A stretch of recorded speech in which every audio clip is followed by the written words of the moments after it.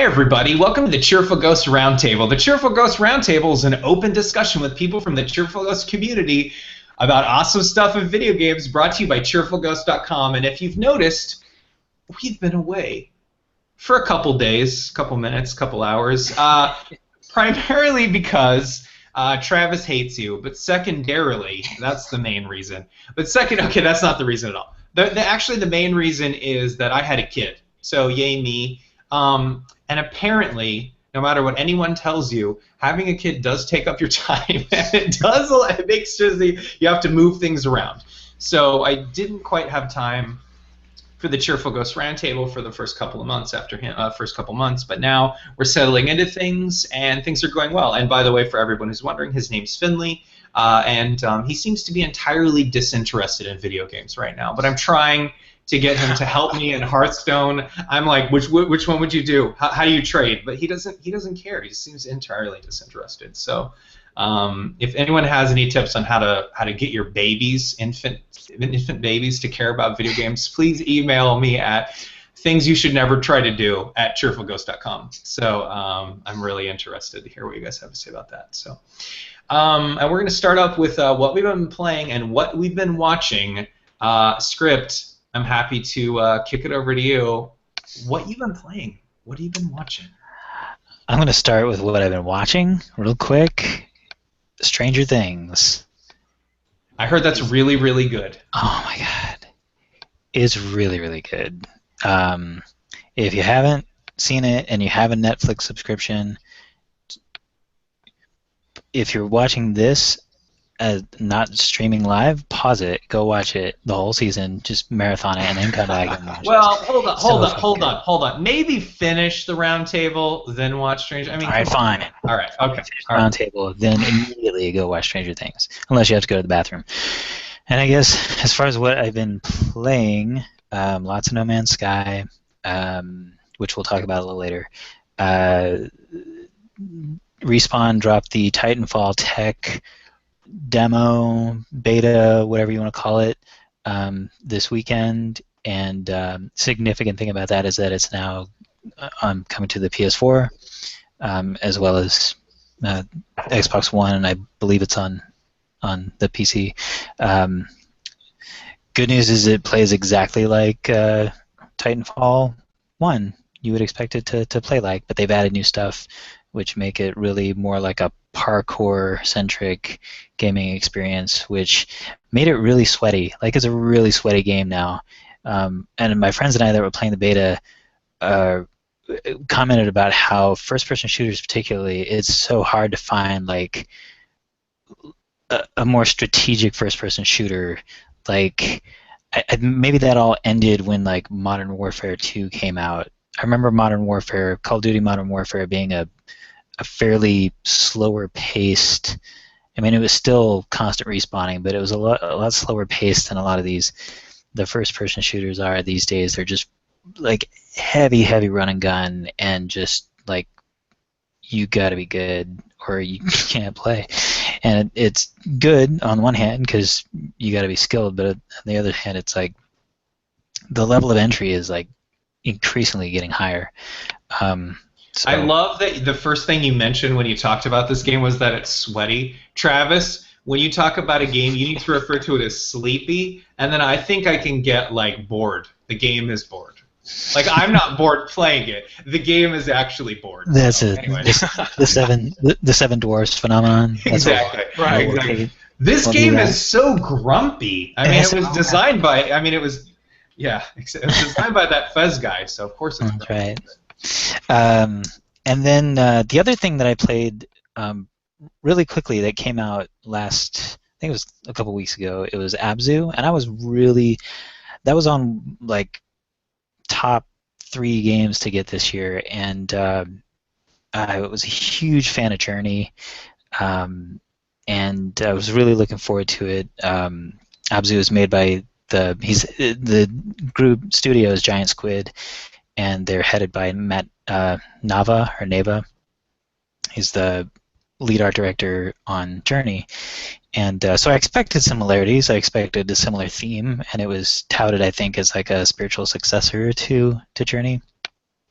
I was really shocked to find that it's very, very formulaic in its throwback to Journey. I mean, like, same pacing, same.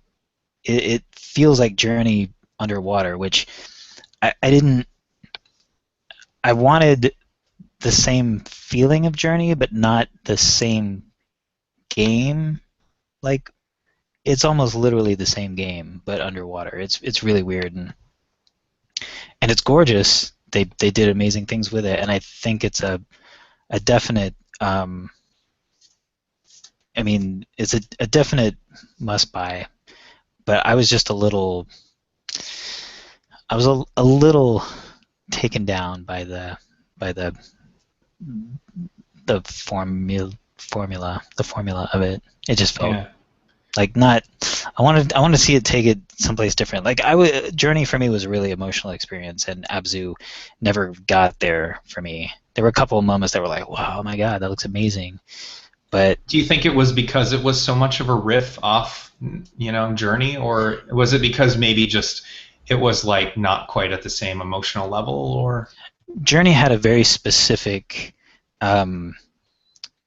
understandable, relatable theme of going through a process alone and at times finding accompaniment, right, but maybe not always consistent, and then getting through the struggle of the journey. Abzu is more I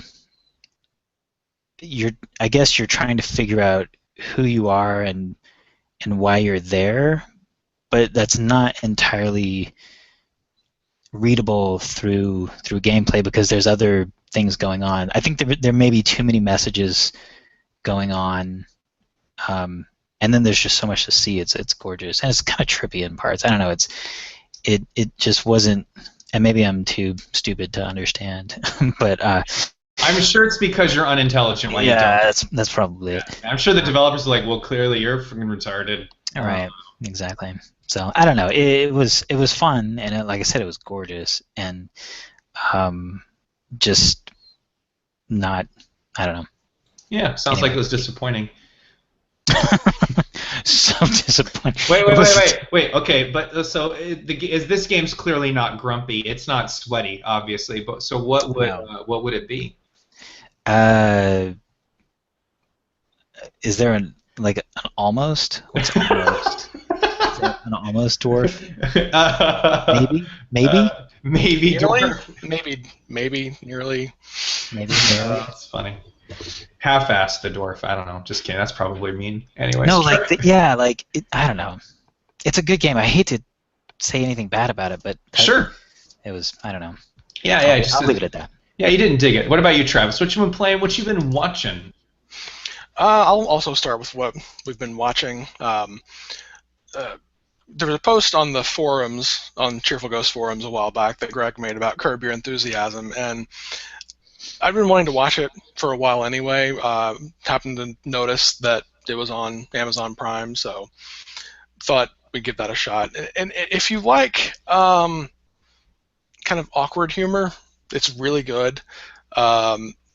There's some stuff that's kind of painful to watch. Like if you've watched The Office, you kind of know what I'm talking about with all the terrible things Michael Scott got himself into.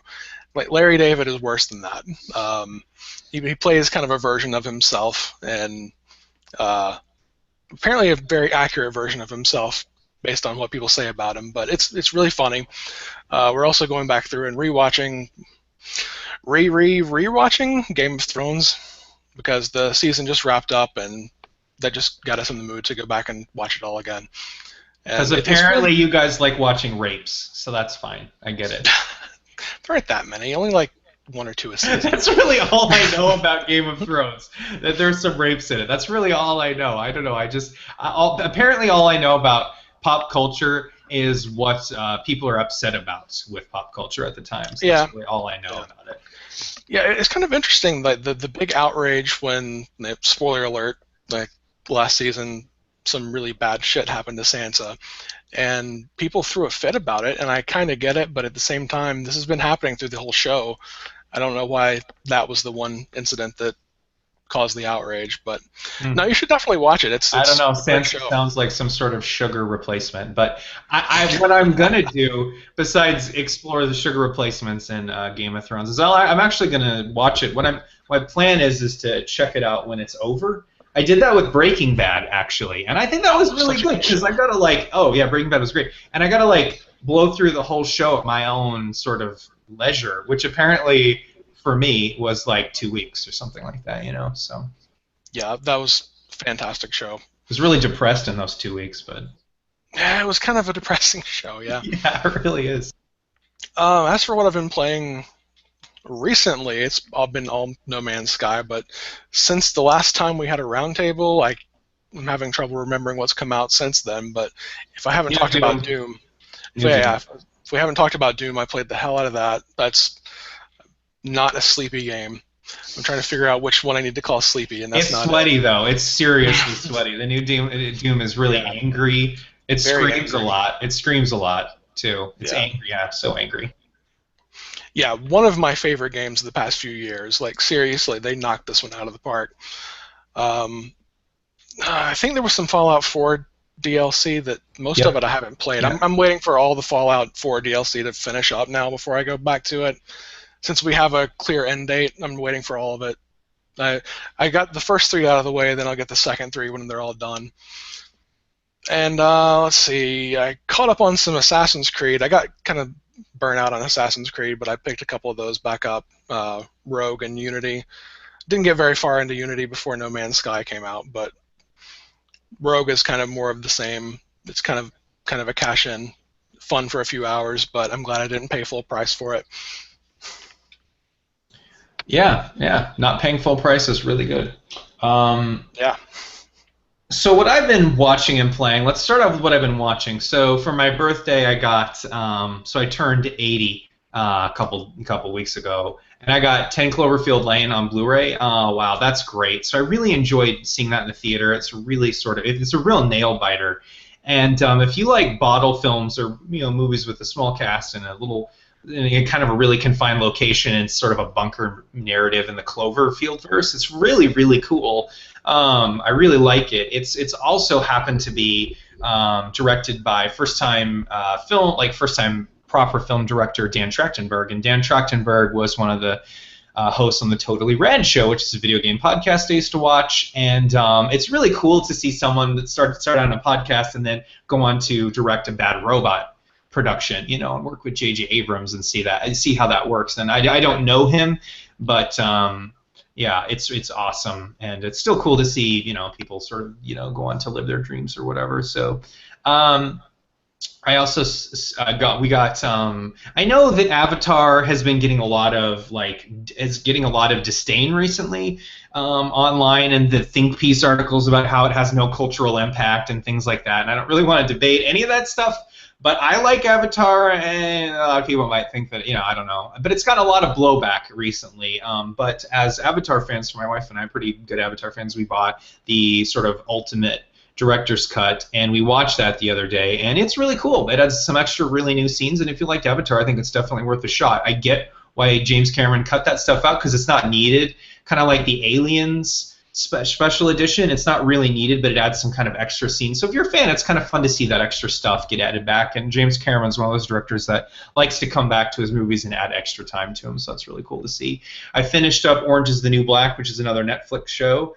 I did that because I want to watch Stranger Things, and I don't want to sort of cross-pollinate my shows when I'm watching a new show. New season of Orange is the New Black is incredible. It's like one of my favorite TV shows, modern TV shows, I would say. My favorite TV show of all time, of course, is Mystery Science Theater 3000. But Orange is the New Black, so good. New season, really, really good. If you haven't seen it, you really need to see it. It's really, really good. And then I saw recently in the theater, and I mentioned this because I don't go to the movie theater very much, so it was the first movie I got to see in the theater after Finley was born, which is Star Trek Beyond. Wow, that was really fun. So if you have been sort of disappointed with the J.J. Trek and the new Kelvin timeline Trek films, I think there's some criticism that I think is valid. It's taking those movies into more of an action movie genre for a sort of a modern audience, and I think a lot of those criticisms of those sort of movies are valid. And the Into Darkness being an example of one that kind of got some criticism. I think Beyond is going to kind of take it kind of brings it sort of like advances it a little bit. It sort of brings it back a little bit more to old school Trek. It feels more like an episode of the old TV show, and I mean the original series. I don't mean the Next Generation. I don't mean Deep Space Nine. And it's really fun. It's a really fun movie, and they're out in the frontier, and it's really fun. They use the character as well. That's really cool. That's good to hear, because the only two things that I still haven't seen Beyond, but the only two things that I had been impressed upon me was the sabotage movie trailers, just all the crazy, and the fact that it was directed by the guy that did Fast and Furious. So it was like those two things together just were like, for whatever reason, I don't want to watch this. That trailer was so wrong. Like, the trailer did not really give you a good example of the movie. If you saw the first Sabotage trailer and you're like, oh my god, this sucks, first off, you're a human being with a pulse, so congratulations. And second, it's really not like the movie. Sabotage is in the movie, but it's used so well in the movie that it's just incredible. And that's a moment that I don't want to spoil, but it's really fun.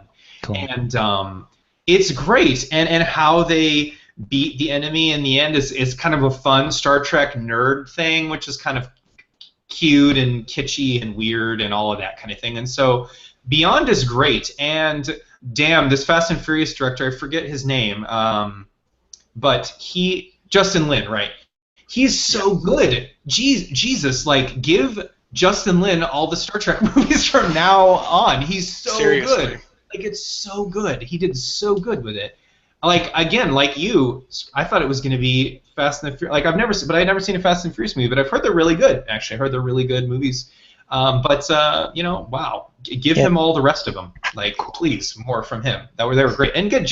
Don't get me wrong, I like JJ a lot. I think he did better with Star Wars though. Although I think Star Trek 2009 was really, really good. So let's talk about the games I've been playing. So a bunch. Hearthstone One Night in Karazhan expansion came out. I unlocked the first 2 wings with gold because I'm a free-to-play player. Awesome game. Really fun. I'm writing about it in Cheerful Ghost every 4 seconds. Don't really need to talk about it more. Just go to cheerfulghost.com.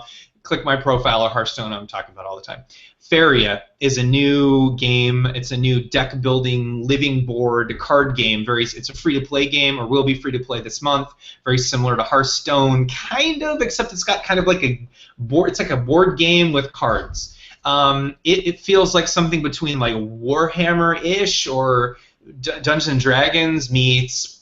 It feels a lot more like Magic than it does Hearthstone, but you can definitely see Hearthstone influencing it very much. So it's really cool that we're seeing a lot more card games out now, and I think Fairy is really good. It improves a lot on the Hearthstone grind, so if you really didn't like the grind of Hearthstone free-to-play aspect of it, Faria improves that a lot, and the art is really good. And it's a different thing. I really like that it's doing its own thing. I don't think, like, Elder Scrolls card game is terrible to me, because it's trying to do different stuff, but wow, they should have just stolen everything from Hearthstone, because I don't like it right now. I got in an early version of the game where I couldn't talk about it, and now I can, and I don't like it. So hopefully they can make it better. But you can, like, it just seems rushed to me. It seems like they're just trying to get a game out, and I don't think they should have let people play it in the state that I played it in. Like, why would you let? Like, I don't think people should play alpha games anymore, actually. I think that's a terrible idea, because your first experience of this game is, wow, this is terrible. And it's not buggy. It's just not good. And there's so many placeholder art things and work in progress that I'm just like, wow, I guess maybe I'm a person that doesn't really want to tour a home before it's built. That's fine. That's fine. The other game I'm playing is StarCraft 2 Nova. Oh, so Fairy is good. The Elder Scrolls card game. Well, wait on that. I got this new StarCraft 2 Nova Covert Ops Pack 2. If you bought the whole Nova Covert Ops, they're releasing it in packs, 3 packs. They released the second one. Wow, it's really great. So the first pack was fun, sort of ramping it up, and they ramped this one up, and they ended it on a really awesome cliffhanger, and I can't wait to see how it resolves. And I'm like, what? But it's really good. And if you love StarCraft, why the hell not? It's $15 for 9 missions. And it's good. It's good. It's Blizzard quality. Like, what more can you ask for? Although I wrote a post on the last one about how I think Nova's suit is ridiculous, and I talked about her space hubcaps and her suit and how they look and all of the stuff, and her suit is ridiculous to me now. It used to not be ridiculous, but now it is, and it's just a weird design. So anyways, check that out if you're interested about me talking about fashion and how I think that space bras and stuff should work and shouldn't work and stuff like that. Anyways, it just seems ridiculous to me. Anyways, I also was let into the Fortnite alpha, which I still think that people shouldn't actually be let into alphas. I still think so, because Fortnite is a good game, but you can tell that it started out somewhere and it ended, and it's here in alpha and they're not done and it's moving to a direction, but then I'm in this game that's really good and people are going to love the S out of this game when it's launched. But it's just so many different tonal things, and the art's different, and I can't tell if it's silly or funny, but it's trying to be dark, and it's trying to be serious, or it's trying to be both, and tonally it's weird. And then it starts out with a single-player thing, and then you go into multiplayer, but I can't tell, and the user interface is really cluttered, and so it's like, it's clearly, and it's alpha, so it's moving, so I don't want to be really dismissive of it, but there's a really fun game there, and people are going to love this game. It's basically like a multiplayer. It's like Unreal Tournament, I guess, but with Minecraft and building forts and collecting stuff and shooting zombies and a cute universe with Team Fortress 2 and a little bit of Overwatch and all these kinds of things. And it's free to play with all these kinds of things. I think it looks like it's going to be free to play, like with all these extra cosmetics and stuff. So that looks really interesting. I'm not sure if I'm going to review that on Cheerful Ghost or whatever. I'm not even sure I'm supposed to talk about it. Don't shoot me. Sorry, Epic. So another game that I've been playing that's Epic is the Unreal Tournament beta. So I was installing the Fortnite alpha. I wanted to check out Unreal Tournament again. You know, the new game that Epic's releasing for free that anyone can play, and they're letting people develop it or whatever. Wow, is it great. It's so much better. There's just like way more polished. The maps are great. The gameplay is fast. It's so fast, like no lag. It's so buttery smooth. It's really, really good. Wow, when this game comes out, and I think that's an alpha, but it's really good. So it's a little rough around the store edges trying to buy stuff or just trying to get free stuff from the marketplace. I think what the model is you as an art, like kind of like with what Valve is doing with Team Fortress 2 and Dota. You can, as an artist, you can build your hat and your outfit, and you can have people buy it on the store, and then you make a little bit of the money and all that kind of thing, and that's how they're going to fund the game, with cosmetic sales, which is really great because as an artist you can come in, make some stuff, upload it to the marketplace, and make some money. So and Valve talked about some artists making more money than people that work at Valve, which I think is awesome. Clearly not all of them. Right now, I think there's one guy selling a box that you can put on your head in Unreal Tournament. So if anyone's interested in getting the ground floor of something, there's just someone just selling a box right now.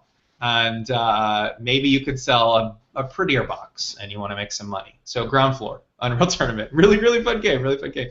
I completed, and I've been playing more retro games recently, so I completed the original Super Mario Bros. And I got to go through stuff really fast because, man, I've been playing a lot. But and so I played Super Mario Brothers, and then I bought a couple things. So I've been trying to purchase, because I think right now is a good time to, because I love retro games, to buy retro games, because I think eventually they're going to get really expensive. And they're not right now. They're actually at a really good price, so I bought a couple things. I bought Final Fantasy IV, which is Final Fantasy II in the States Advance. I also got Blaster Master for the NES, which is an amazing game. I got a few things because I'm going to get a Nintendo DS 3DS XL. I got The Legend of Starfy, which I heard about through Retro Metal Jesus on his YouTube channel as a hidden DS gem, so I can play a game. And then I got New Super Mario Brothers on DS, which I got for $8 at Goodwill, which is a really good buy. And this, which I honestly like, Romance of the Three Kingdoms 2 is one of my most favorite Super Nintendo games of all time.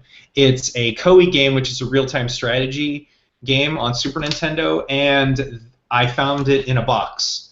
So, holy shit, I have it. It's got the original manual, the original poster, and the game and everything. And I'm just like the happiest nerd in the world that I have that game. I rented that game so many times, and now I own it. It cost like $100 when it came out. That's why I never bought it. It was like $100. Like back in the day, Earthbound was like $80. This game was like $80 to $100. Like my parents just couldn't afford this game. cost me way less than that. It's cheaper now to buy it used, like retro, than it was when it came out. This is crazy, which is crazy. Anyways, so that's what I've been playing and watching. So I'm really happy. And I've been also playing Final Fantasy VI, so that's another game that I've been playing as well. So let's move into our main discussion. I wanted to talk about something that I think has been pretty interesting. So I think that like we've all been Nintendo fans for a while, but and Nintendo had a really strong year, and a really strong set of years when the Wii was around. They had a really strong handheld presence. They were dominating the handheld market. And the Wii came out and it was huge. Like everyone bought it because they had to play, have the Wii controllers and play Wii Sports and everything like that. But recently Nintendo hasn't been doing so well. I'd say in sort of the gaming zeitgeist with the Wii U and such. I mean, their DS has done really well, and that's what's kind of kept them moving. But they haven't been. But I think recently Nintendo's been talking about some really amazing stuff, and I wanted to talk about that a little bit. A couple of things that Nintendo's doing that I think are going to usher a new era in for Nintendo, at least for the next bit with the company to make it really strong again. And one of them I wanted to talk about was the NES Classic. So the NES Classic, for everyone that doesn't know, we've been talking about it on Cheerful Ghost a little bit. The NES Classic will be a revisioning, them making a special Nintendo that ships with 30 games on it and one controller. You can add another controller to it. And just to be clear, like you're only going to be able to play the 30 games that this comes with unless you hack it. And I'm sure Travis and a bunch of other people are going to try to hack this thing to install Sega ROMs on it or whatever, because of course, why wouldn't you try? And it's going to be fully HDMI. It'll come with some ROM saving and 30 games, including Mario, Metroid, Zelda, Kirby, Donkey Kong, Pac-Man, Ice Climber, Punch-Out, etc. Like, it's basically a best-of list on the NES. Now, I want to get this the day it comes out, but then I also want to open it on Christmas Day, so I'm not really sure how that's going to work. Because this is like the perfect open it under your Christmas tree gift, but then again, I also don't want to not have it when no one can find it on Christmas Day, or when no one can find it around the holidays to buy it, right? But anyways, so I'm definitely going to get this. So it's just really, for me, it's timing. But what do you guys think? Like, Scrypt, what do you think about this? You interested in this at all? I think it's interesting. I don't know that I will pick one up, at least not initially. I know a lot of people that are really into it, and I think that for especially like maybe like millennial generation kids that are like maybe younger folks just starting their families, maybe they want to introduce their kids to games that they played as a kid, this is a great way to do it. The list of games that's included in this device is pretty impressive. I mean, it is, like you mentioned, it's locked to those 30 games pending future hacks, but I mean, for all intents and purposes, the general public is going to be limited to those 30 games. But it's a great selection of games, and for $60, I mean, you can go out and buy $2 a game. You can go out and buy the new Call of Duty, or you can have an entire retro library, and it has HDMI, which is really cool. I mean, I'd like to see how it plays on a newer TV, but I mean, it is impressive. I think it's awesome. I think that it was very smart of them to do that. I think that they kind of missed the boat in not having a bit of a hard drive in there with an app that links to their store so you can download other retro games. That, to me, I don't know why they didn't do that. Price. It doesn't make any sense. Price. I think it does, because it's price, right? They can produce this for $5 or $10, right? And so it's all profit at that point, right? But you're talking about these are 8-bit games. Mm-hmm. I mean, they could have put a gig of storage in there, which would have cost them nothing. Sure, and they probably did, and that's why if we can interface with it, you're going to be able to upload the entire Nintendo library, because there are probably something like 512 megs of storage on here, which is enough for a ton of NES ROMs. Right, yeah. So it wouldn't have really cost them anything to and they could have kept that $60 price point and then have. I mean, Nintendo's king of like money printing devices, so it just seems weird that they would sell a locked. I don't know. Well, But this is going to print money, cool. man. This is going to be this might be one of the hottest, as far as I'm concerned, one of the hottest Christmas items. You know. Yeah, it's pretty hot. That's for damn sure. Travis. Yeah, I think I've mentioned on the site that I might be the only person who still keeps an NES constantly hooked up. Like, I've actually got 2 hooked up right now, 2 different TVs, and a third one in storage just in case, these are old consoles, so if they die, you can't get a new one, you've got to get an old one, so I've got backups. I love the NES, got a ton of games, like probably most of the games on that list already, and I've got a Raspberry Pi hooked up to my TV that can, amongst other things, be an emulator and have all the scanline emulation and everything. So at the same time, I still want one. I mean, I've got, like, I can reproduce everything that it can do, but it's just such a cool idea. It's a cool little device. It's cute form factor and everything. But like you said, Scrypt, I think that they could have probably made, put like a $2.99 price tag on games on a store somewhere and have raked in so much more money with it, and it would have been a better device for us in the long run. But still, it's a great price point for those games, and I think what I'm going to do is hold off on buying it or deciding whether I'm going to buy it until reviews for how all the additional features, like they're going to do save states and some scanline emulation and stuff like that. See how all that works before making any decision. But yeah, it looks great. I like that it's shipping with Dr. Mario, which is a game that my wife and I like playing a lot together. So getting that and getting another controller for that should be really great. Hopefully the controllers are long and not really short or whatever, but the cords or whatever, wireless or something. But no, I dig it, and I want this in a Super Nintendo as well. Like if they can in next year or the year after come out with the Super Nintendo version of this and 30 games or something. Like oh my God, that would be incredible. Like that would be really great. But yeah, no, I think it's cool. And yeah, I would get that day one as Super Nintendo with that form factor with 30 games. Fuck yeah, yep. I'd be all over that. Exactly. I know that what I wanted to do was have like a little SD slot in the front that you could, just like, what would have been neat, I think, but Nintendo, if you could like make new Nintendo games, you know what I mean, in a little SD card, and then you could make your own Nintendo games. Like I might have made a Nintendo game, you know what I mean? And just this whole community of people with, reprinting Nintendo games, and like you take a game that's not going to ship on this, and then they reprinted it, like Capcom did Mega Man 3 or something like that, and then they released a new little cart for Mega Man, just a teeny little cart, and you put it in your Nintendo. Like that would have been really fun, but of course. Especially with like their recent foray with the Mario Maker game. I mean, they could have built like a platformer game engine to make your own games and put it on this little device. You can play it on your TV and make your own history. That would be really cool. Yeah, you just put your SD game on a little card, give it to your friend or whatever to play it. That would be fun. But I imagine the reason they didn't do that is because within a couple of days somebody would have a converter for ROMs to work with it. So yeah, don't get me wrong. That would have been it would have been like Hacker Palooza. I'm just saying that would have been awesome if anyone could have made their own game. You know what I mean? They would have done a lockout chip and stuff. And if it is an SD card, then anyone can do any of it. But yeah, you're totally right. I mean, it would have been like Hacker. Anyone could have installed anything.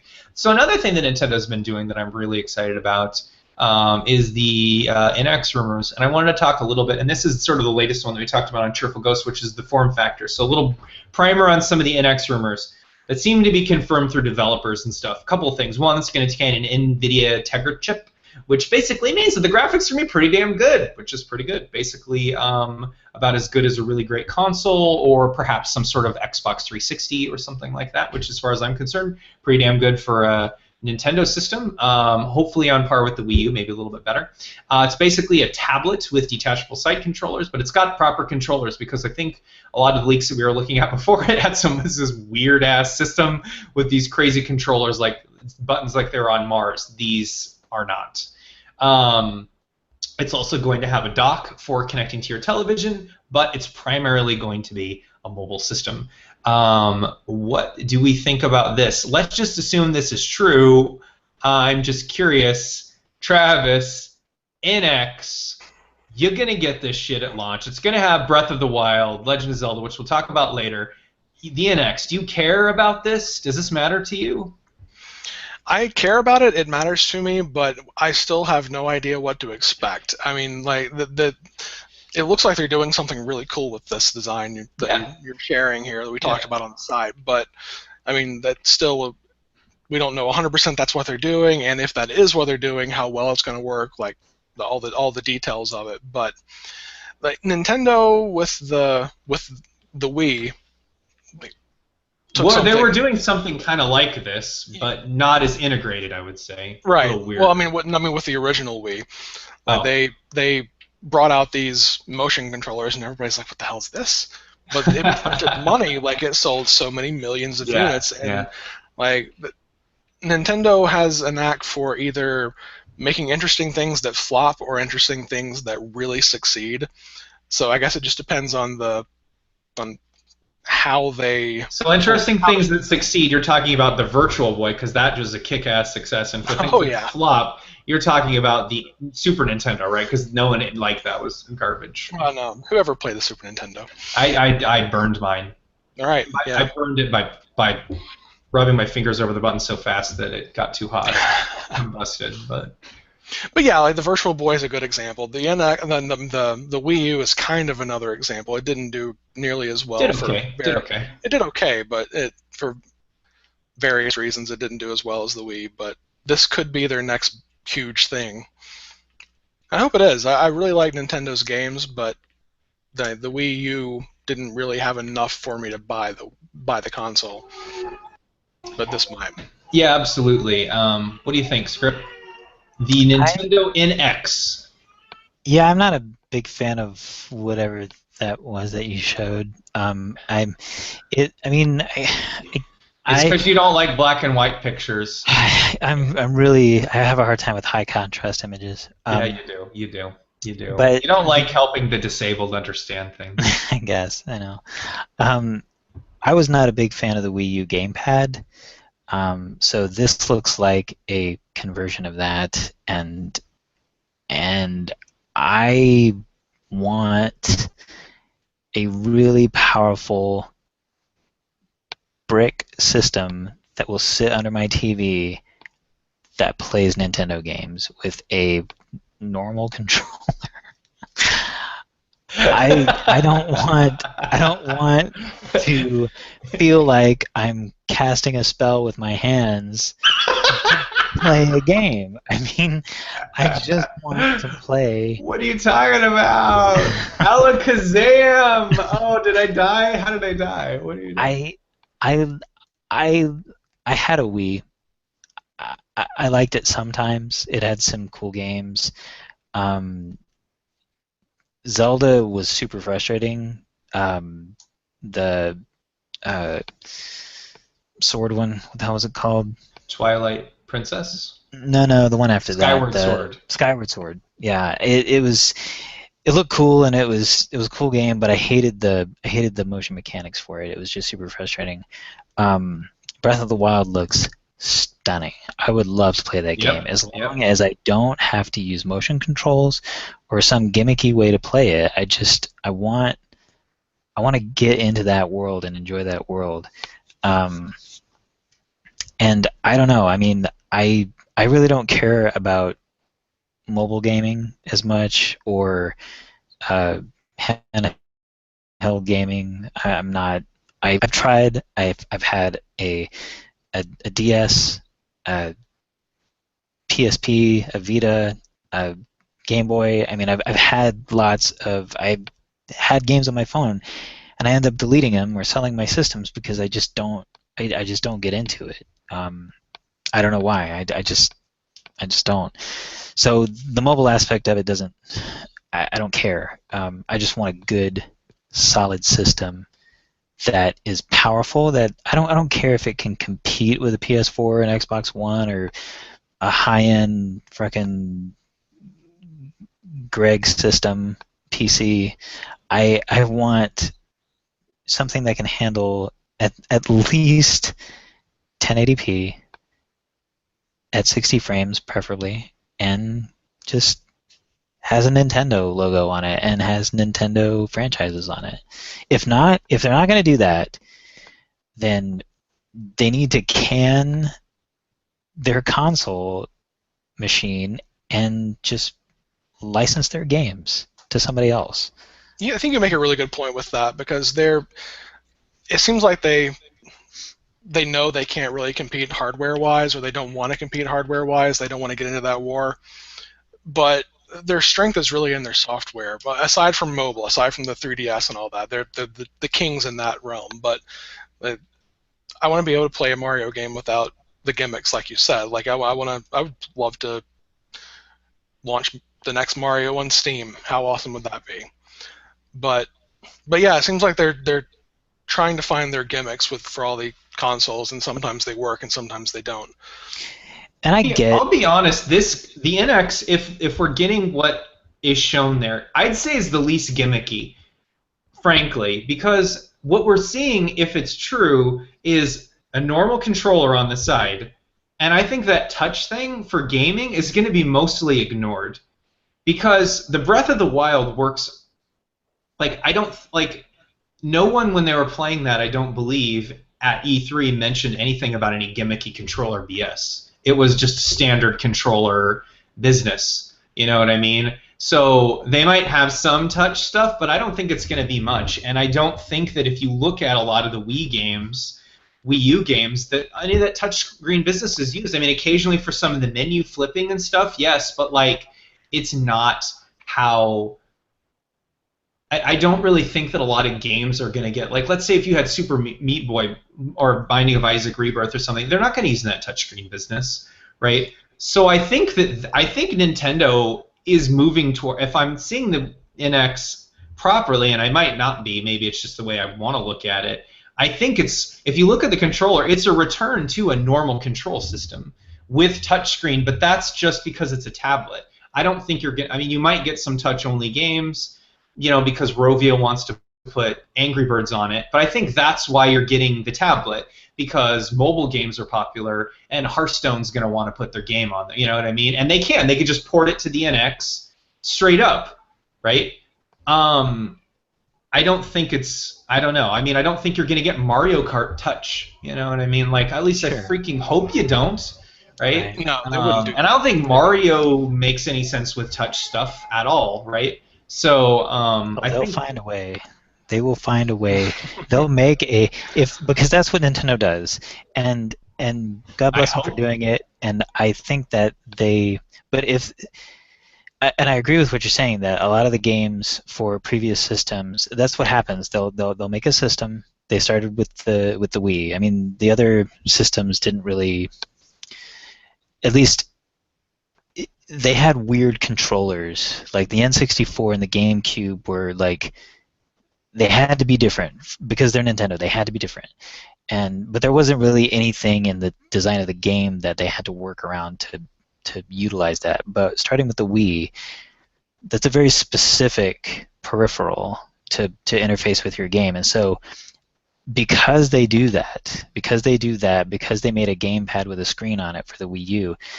That compels them with first-party games to take advantage of those peripherals, because if not, then they're just wasting money.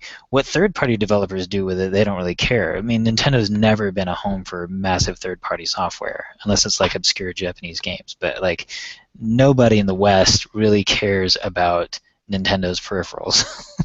I mean, it doesn't seem that way for any of their stuff.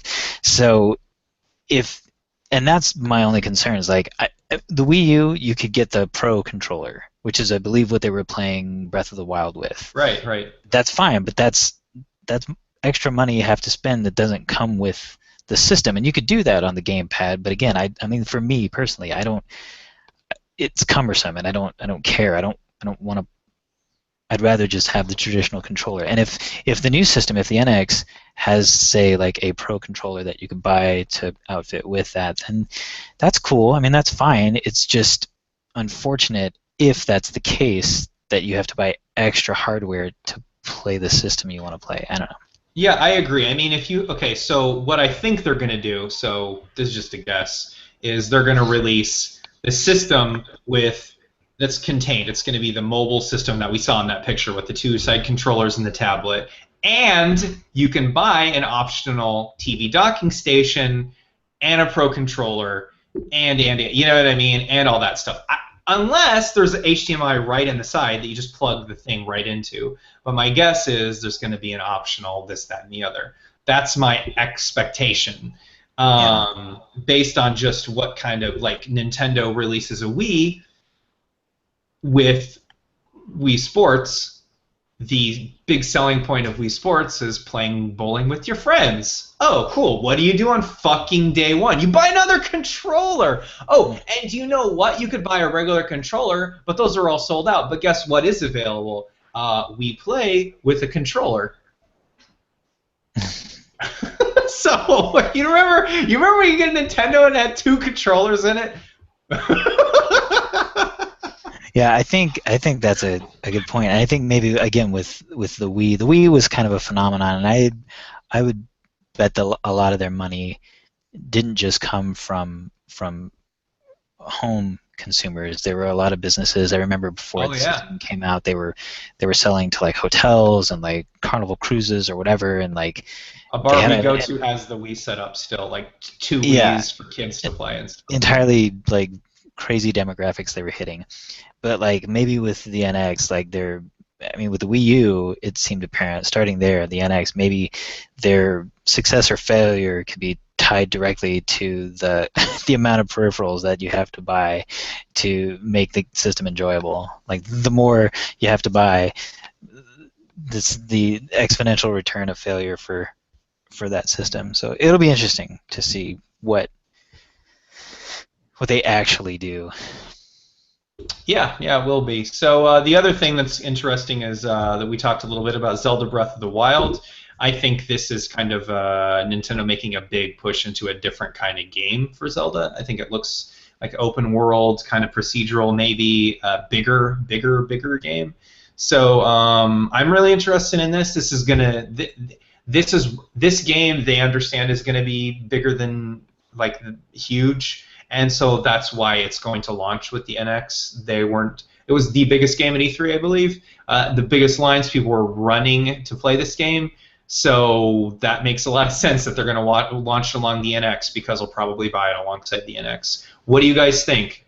Breath of the Wild? Up, down, interested? Like, it looks to be a system seller. Travis, you don't have a Wii U. Scrypt, you don't have a Wii U. We all want to play this game. How are we going to play this game? Travis, how are you going to play it? How are you going to play it? No clue, but I was like, you might remember if you're watching this, then you are a frequenter of the site, that during E3 I was like taking notes on everything and then making these giant posts about each conference. And when Breath of the Wild started, I kind of stopped taking any notes because I was just blown away. Like I couldn't really think of anything to say about this. It was so beautiful and like so different. I mean, I never really got into Zelda as much as most people seem to. I like the games, but I never got super into them. But this is a game that I really want to play. I won't buy a system just for it, though. So, but I hope I know somebody who's planning on buying it, I guess. But no, I really do want to play it. It looks amazing. Yeah, I'm sure you could probably pick up at that time you could probably pick up a Wii U for pretty cheap. I mean, people will be jumping on the new system, so that's true. Yeah, you could probably even try to find one now pretty cheap on Craigslist, maybe. Probably. Check your nearest dumpster. Oh my god. I don't know. Breath of the Wild looks amazing. It looks really good. I watched a lot. I don't know if it was the thing that I watched the most during E3, but I watched a lot of the gameplay. It just looks so cool. And they've been talking about this game or hinting at it for so long, and to actually see this giant, like huge open world that he's like hang gliding through. It's super. I love hang gliders. It just looks so cool, and I'm excited. I hope that the world is a little more populated than what they showed. I'm assuming it will be, because there was a lot of empty space. That's my expectation. I think what Nintendo, this is a guess, but they maybe didn't know it was going to be as popular as it was, but they knew they were going to launch it alongside the NX, and I think they're, I don't know which is going to push the launch of either, but I think they're definitely going to be doing a lot to the game to make it really special. So yeah, I want it. Depending on what the NX looks like, I'll wait until then, because I'll pick up a Wii U if I need to. I'll find one cheap, and because there's a couple games on there that I'd be moderately interested in picking up, and they'll all be new Mario cheap at that Kart's point. good. So. Yeah, but no, I forgot what I was gonna say. Something about something. I don't know. Yeah. So I think we're all really interested in it, and we're just not really sure how we're going to play it. I'm pretty sure I'm going to do it on the NX, although I was talking to one of my friends, and I mentioned depending on how the graphical power of the NX, and I've heard rumors that the cartridges they're going to use are going to be capped to 32 gigs, but the Wii U can do a Blu-ray disc, essentially, so it's possible that Breath of the Wild will look better on the Wii U because it has more storage, perhaps. I don't really know how that's going to work out. But that'll be really interesting. So hopefully, there'll be like comparisons and stuff. But yeah, I'm probably going to play it on the NX. But that'll be really interesting. So yeah. So let's move into our final topic of the roundtable, which we're going to be talking about No Man's Sky. Apparently, it's a small indie game that only a couple people have really ever played because it crashes all the time. And everyone's returning it, so no one actually has it in their Steam inventory anymore. Hey, just kidding. We can talk about that all if you want, but I'm not going to be talking a lot except for the stupid Sean Murray jokes, I guess. Because apparently there's Hitler and then there's Sean Murray, and then the most evil you could ever be is right up here. So according to the internet, I don't know. He seems like a nice person to me. But yeah, No Man's Sky came out, and everyone on Cheerful Ghost can't stop playing it. I installed it on my system, but I hadn't pressed the play button because it's really hard to do that. But I'm not even joking. I'm doing Steam sharing with someone, and I have the game installed. I just haven't played it. Just don't have time yet. But anyways, No Man's Sky. Okay, I'm going to hand this one over to you guys. Just ask questions because I have not played it yet. Once it started working, it is amazing. I've had some launch issues. Most people with AMD processors, unless they're really new, seem to have launch issues. They got those sorted out. My biggest complaint about the whole thing is that Hello Games just isn't really very communicative. They need to be way more out. Like Scrypt, we've been talking on the side about. Travis, okay, one second. How communicative should you be when you say, "Hey everybody," and 4 billion people want you to die? Like, say, "Please die right now." You know what I mean? Like, anything you say, death threats. You know what I mean? Like, I'd be like, you know what, guys? Maybe we should just limit what we say for a little while.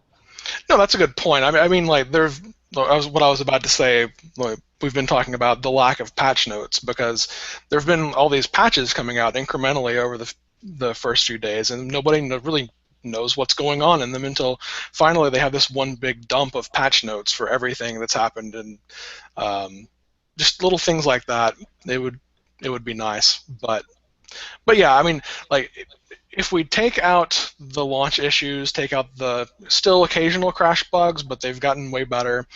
Little glitches like some things that prevent you from getting blueprints, stuff like that.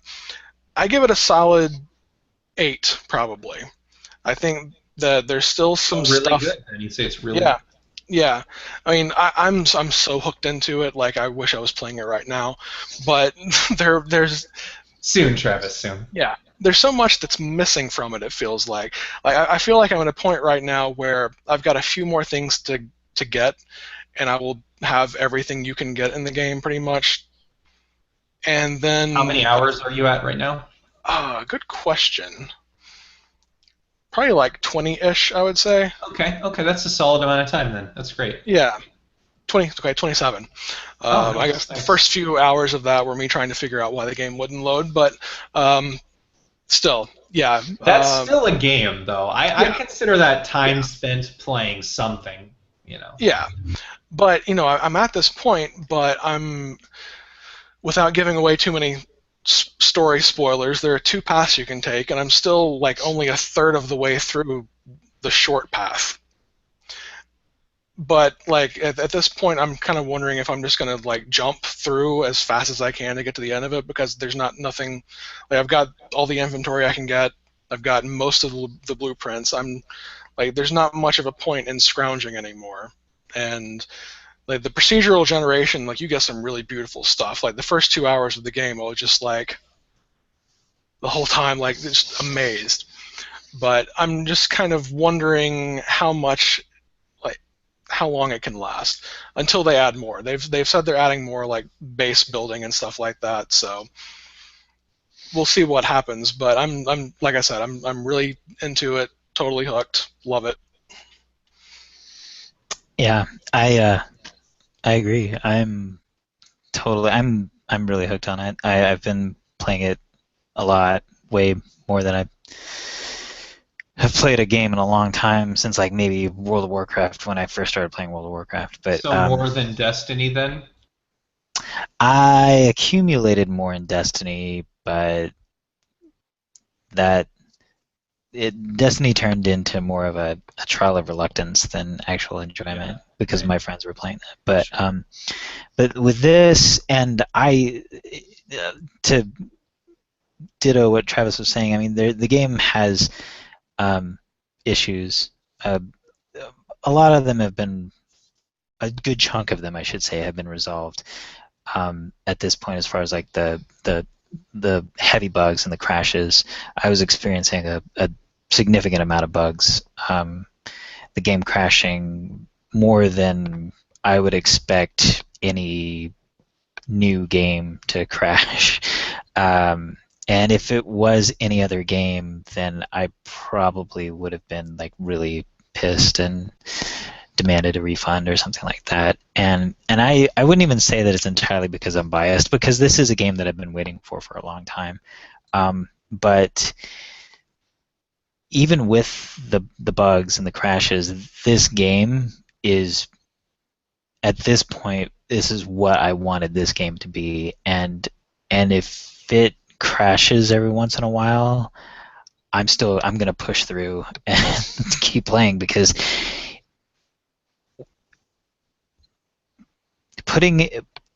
it's such a huge game. It's so huge, and I think that it's going to set a precedent for what games of this nature are going to be like in the future. I mean, world building, level sizes, game sizes. I mean, when you start to get into this game and take your first steps and realize the scope and your place in it and what there is to do and discover, it's really overwhelming, and it kind of does like take your breath away, because it's gorgeous. It's absolutely gorgeous. The content is not as abundant as your imagination wants it to be. And Hello Games has said time and time again that what they're building is a sandbox. This is step one, getting the world out there, getting everybody in it, and then the next steps are going to be supporting the game, adding content to the game.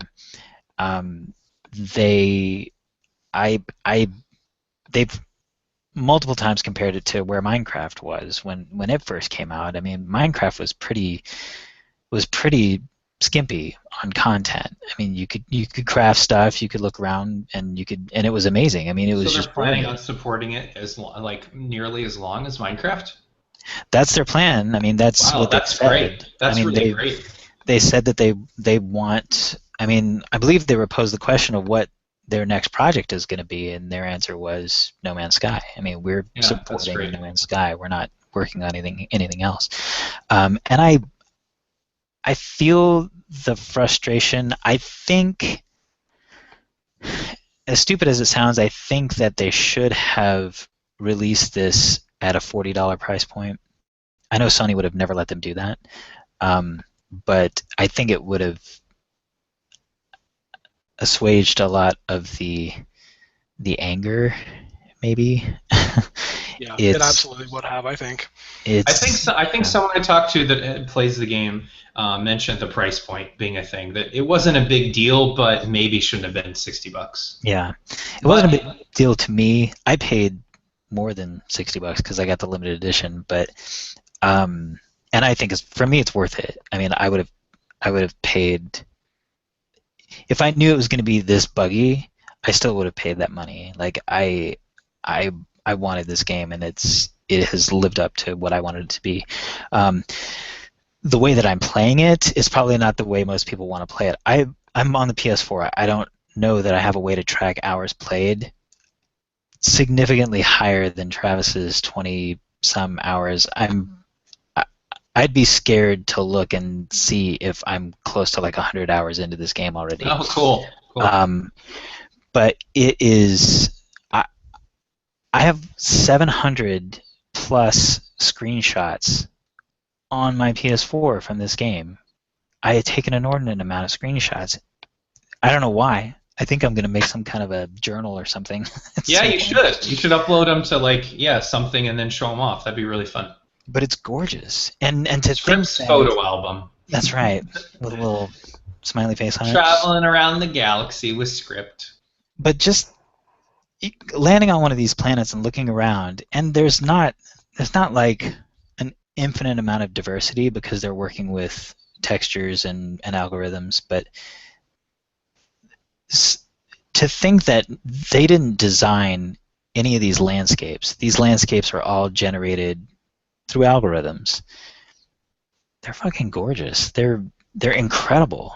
They're incredible, and the fact that you can land on these planets that just generate right in front of you and roam around, and these little creatures running around that look like little cute mushrooms jumping around, and it's crazy. I mean, it's just crazy, and that's what I enjoy about the game, like discovering these crazy places and finding new ships. And I'm actually in the process of finding a new ship now. I did like Travis. I upgraded my exosuit to the maximum capacity. I've got a multi-tool now that has maximum capacity slots, and now I've been hanging on to this ship that I got early on that only has 23 inventory slots, and I have no room for materials. It's just all ship mods. And so I'm finally to the point where I'm looking for bigger ships, and it was such a dilemma because I love I love my ship, the ship that I had. I love the way it looked, and then I finally did it, and now it's a cool ship. It just looks sexy. I mean, it just looks really cool. I love it. So yeah, I don't know. The story so far is really cool. It is making the comparison to Destiny.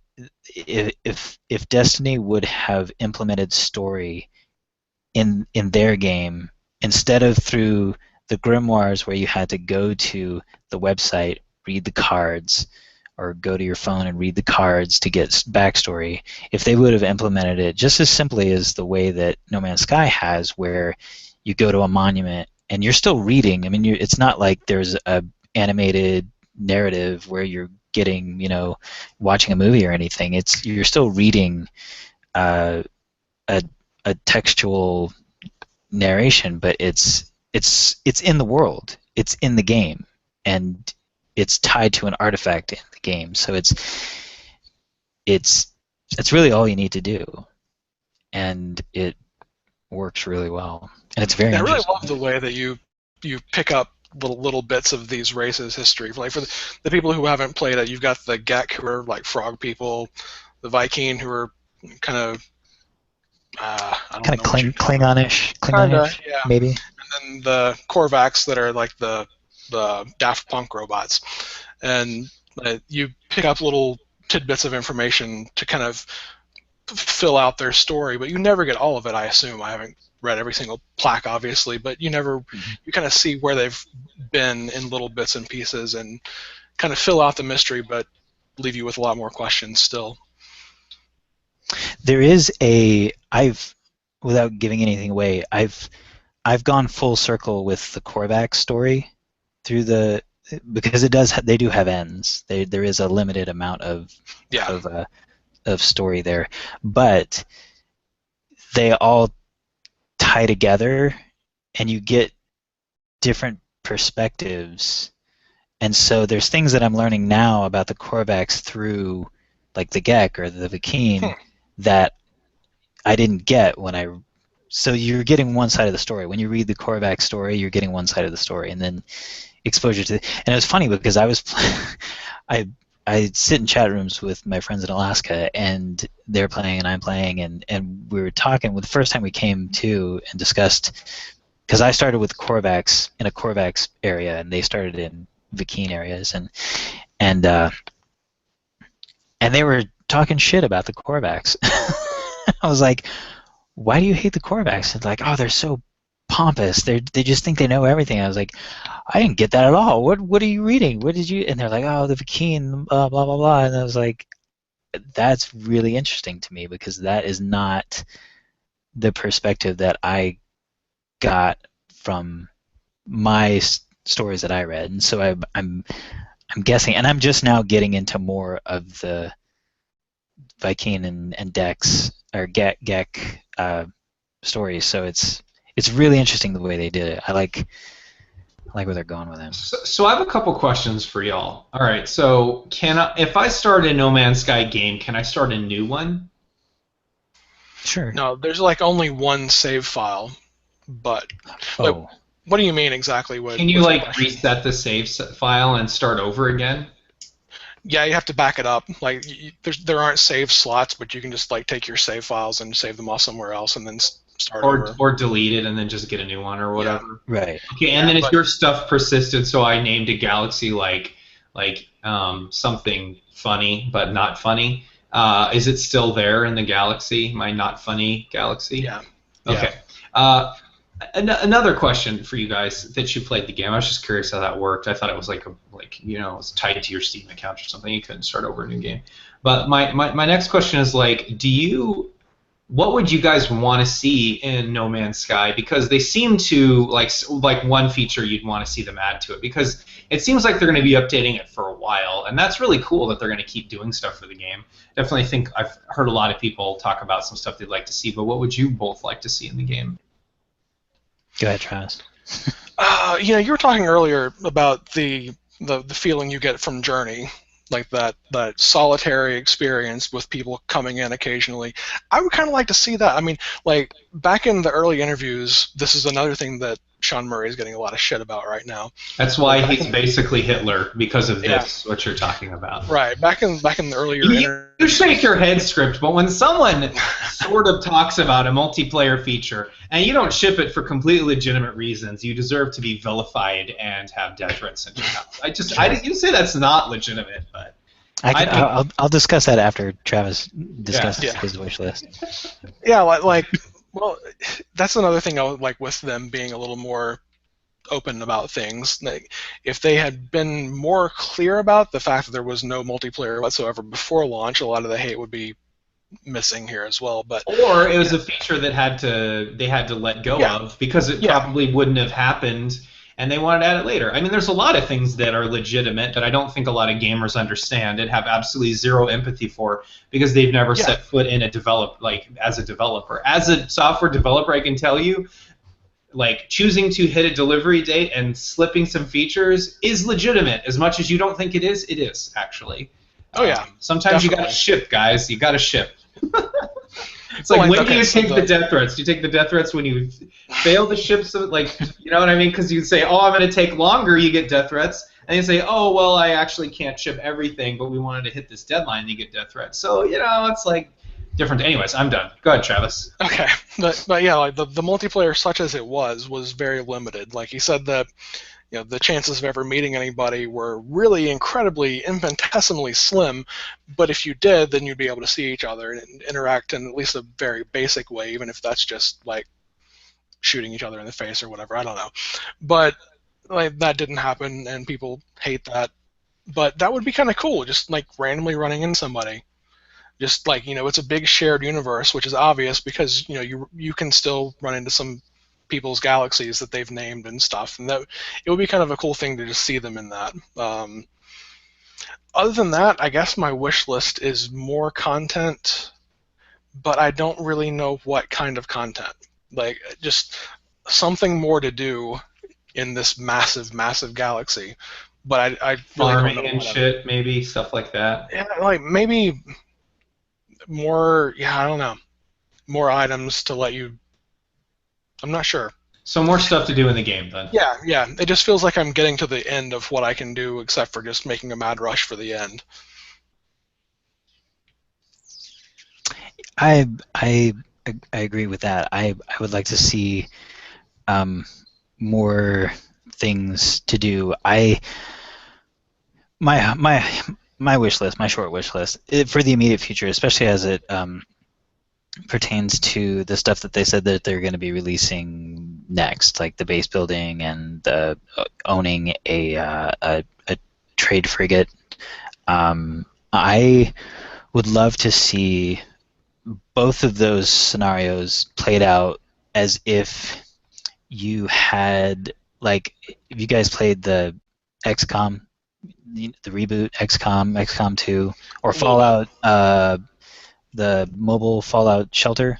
Mm-hmm. Okay, those types of games where you spend money and you open up a medical laboratory, or you spend the money and it opens up a gym or a botanical garden or something like that.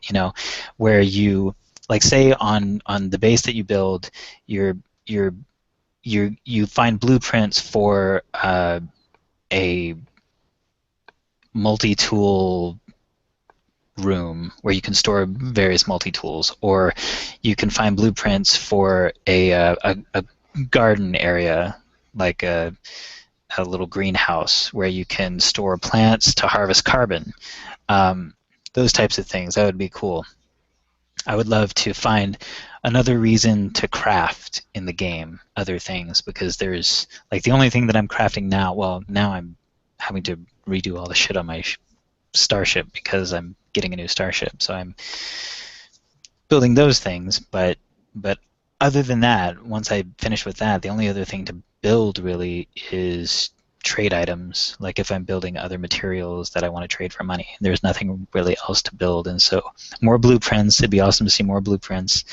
I'd love if the frigates that you buy, if you could dock a ship in it, like your personal ship, so that you could leave the frigate in orbit and dock with your ship back and forth, use that as a storage facility or something. I don't know. That would be cool. The multiplayer thing, I'll just touch on it really quickly. I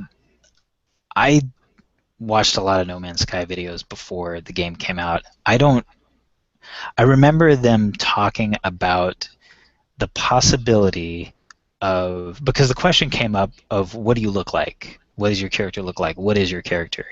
And Sean Murray mentioned that the only way you could possibly know what you look like is if somebody else ran into you. Then you could see the other person and what you might look like. That was all that I believe was ever mentioned in you could maybe do this in multiplayer. I don't remember there ever being a promise of, if you run into somebody, you'll be able to interact with them. Interaction was never, it's like you weren't ever, they never said you could trade with anybody or do anything. They just said that the only possible way to know what you look like is through somebody else's eyes. That, to me, is technically true, even though, and again, I mentioned this on the site, like I made a comment about dilemma of No Man's Sky and having an engineer be your PR guy. It's like he's speaking in truths, even though they're super vague. But when he uses words like possible and probable and what the game could Which is a technically promise, do. by the way. That's a promise in blood. That's a contract. Apparently with it the is. entire gaming community. Apparently it is. You need to deliver what you said, or you're a son of a bitch for life. But I think one of his problems is that he's nerding out over this like we are. Like he's excited about it and saying all this stuff that he would love to do as if he's doing it, or he's never saying, like, I am literally doing this, but people get that idea. Right. I think people reasonably get that idea, but yeah, that's one of his problems. It's all what you take to it, It's like what you want out of the game and what you want to hear him say. And I think that it probably there's two things that probably hurt.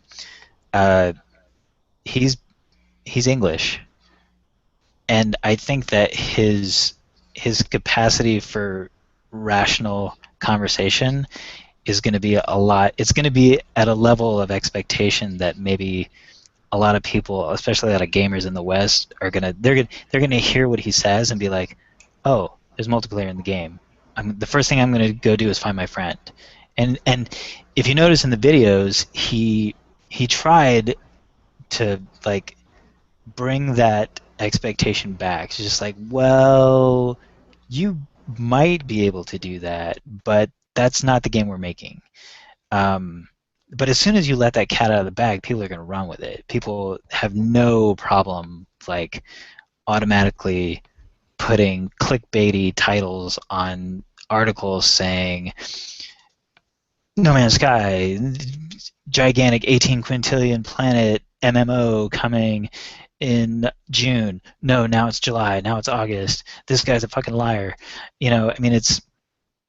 I think you're right. I think you're right. I think No Man's Sky is an example of the gaming media eating itself and this company and the hype train and everything, because you have a guy who wants to say we could do, like, someone's like, hey, do you think this could be a quintillion infinite MMO that does everything? He's like, oh, it's possible, I guess, that it could do everything and then every site, exactly like you said, wants to get clickbaits, wants to get clicks, and then you have people after the fact calling him a liar, and you've got Total Biscuit making these videos taking him down, and you've got all these people, and Sean Murray's a liar, and Sean Murray this and that. That's why they're not saying jack shit right now, because everyone wants them dead, but then again, they're sitting on a pile of money, larger which good for them. My pile of money. Exactly. So you got 11 people made the biggest game ever made. Yeah. It's really great. And I hope that they succeed substantially from this. And sure. I hope that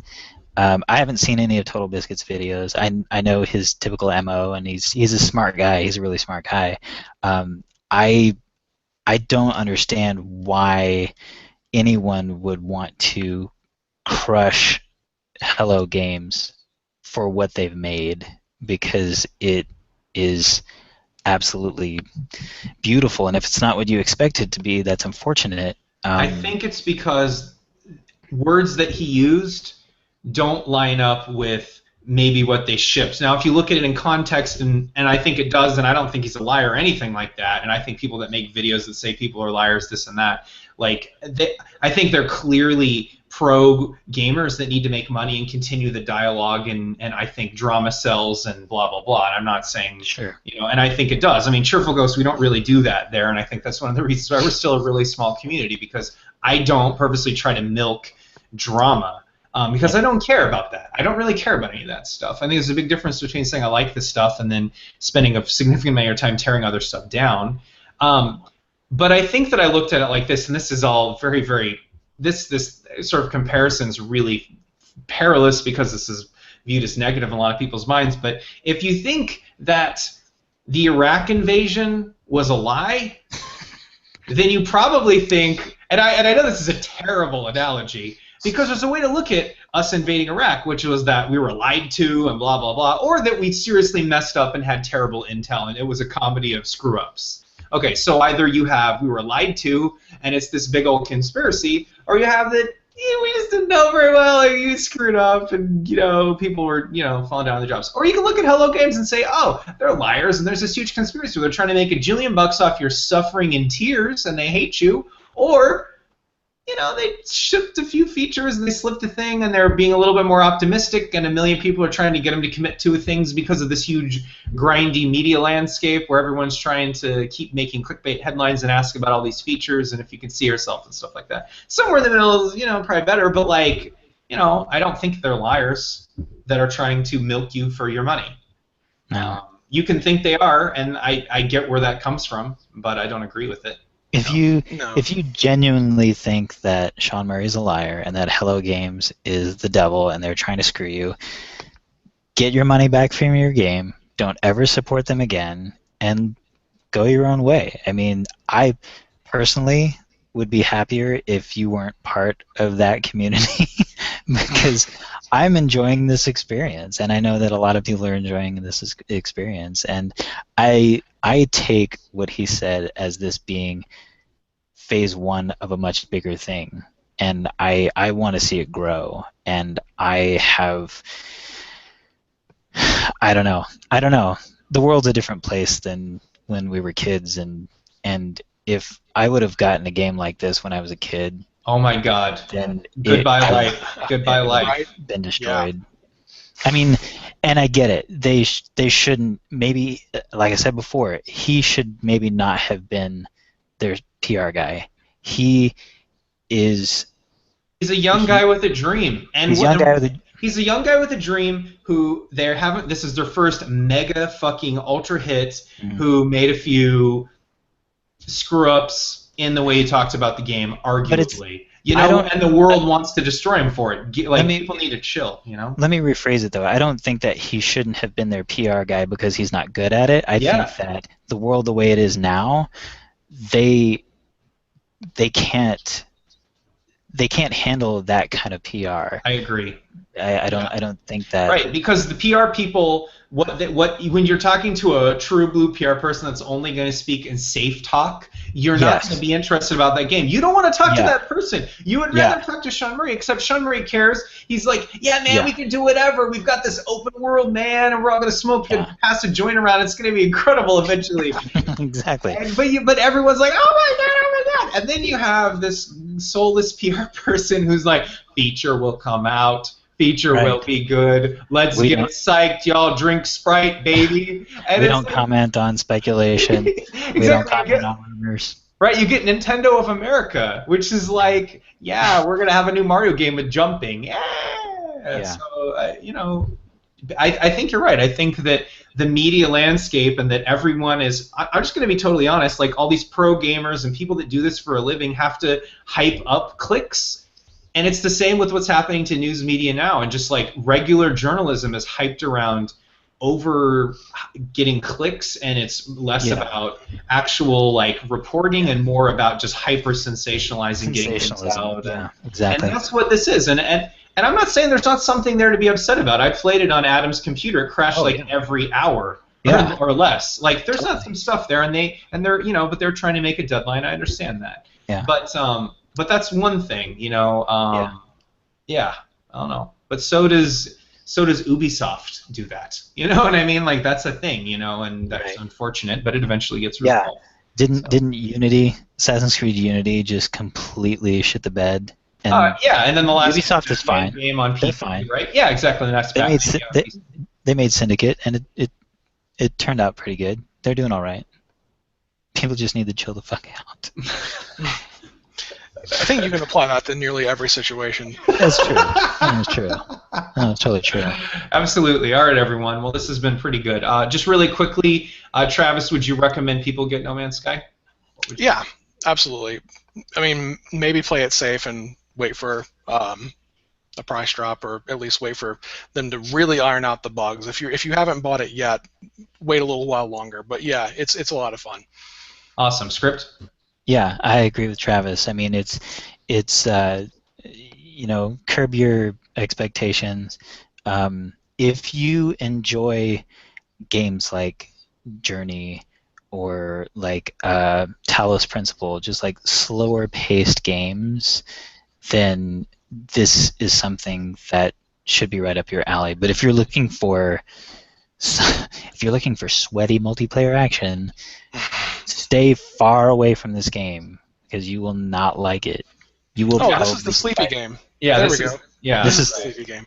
Yeah, dreamy. I'd go for dreamy. Yeah, dreamy, absolutely. Yeah, that's better. So That's this is better. not. I think it was. Yeah, I think that when they tried to cross over into the Call of Duty audience, maybe that was a little. Well, that audience was definitely. Yeah. Anyways, it doesn't really matter. But yeah, No Man's Sky sounds like it's really good. I'm interested in playing it. Should be really great. So the Cheerful Ghost. Thanks everyone for joining us. The Cheerful Ghost Roundtable is an open discussion with people from the Cheerful Ghost community about awesome stuff in video game. Brought to you by CheerfulGhost.com. And thanks for coming back and watching this episode. We'll be back next month.